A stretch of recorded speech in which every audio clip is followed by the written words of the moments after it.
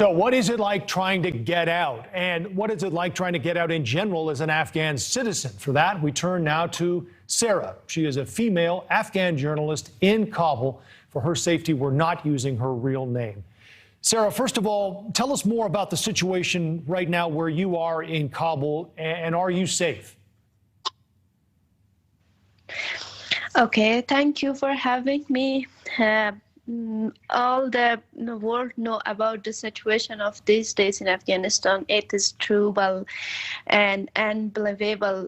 Yeah, so all the people are afraid of Taliban. Those who have the experience before, they are afraid more than the young generation. But the young generation, they are still shocked. They do not know what happened, especially the ladies, and they do not know actually what should they do, what should they wear, could they go to work or no. As unfortunately, I was working with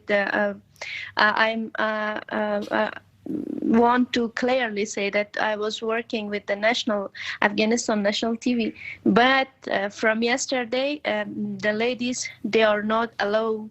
I hope you could follow the news that they do not let one of our colleagues to the office today.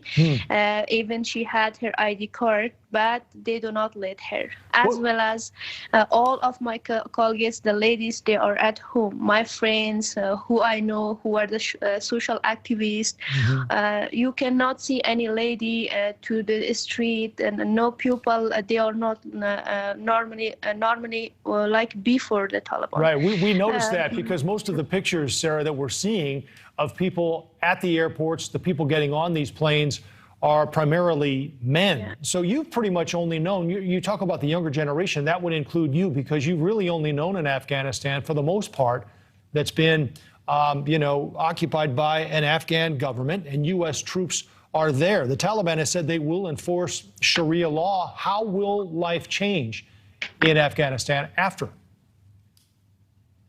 Yeah, actually, everything is getting worse. Everything is changing. See, whenever a president of a country is leaving the country from the tears of Taliban, so how could the common people, the social activists, the journalists, those who are working on the big positions on the government, how should they stay to a country when the president is not ready to talk and to stand for the Taliban? So that is a big tear that no one can believe them, no one can accept this regime.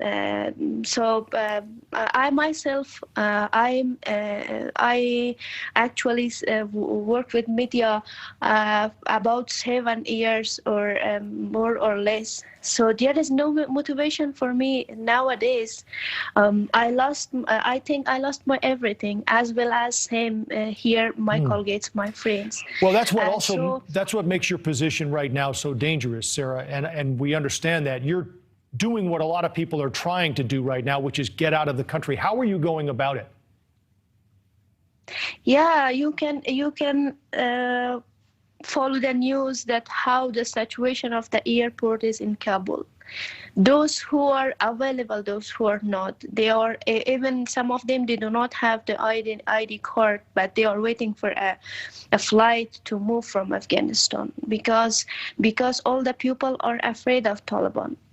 So from the day that actually they came here, I cannot go outside. Can you believe? So because nothing is clear for us. What will you do if you can't get out, Sarah? Okay, I would like to continue my job. I tried a lot to be a good journalist here. I worked a lot, but once upon a time you are sleep one night and tomorrow you shocked, you hear a news that Taliban is here. So everything is like zero. Do you qualify? There will be. Do you qualify to get out, Sarah, right now? Yes, I'm trying for any chance to come out of Afghanistan. Can you get to the airport if you had to? And no, because I'm not like that people that I know. I do not have any ID card or any invitation from any country, because they have their own rules. So I need to stay home to wait for a visa, or wait to anywhere for a flight. In this situation also, I need to be logical, because there are lots of people killed or injured. I'm trying to move, but by a chance. Well, Sarah, we can hear the desperation in your voice, and we certainly appreciate you taking some time to join us tonight to sort of paint a picture as to what's happening on the streets of Kabul right now and what will be happening in the future. Sarah, thank you very much.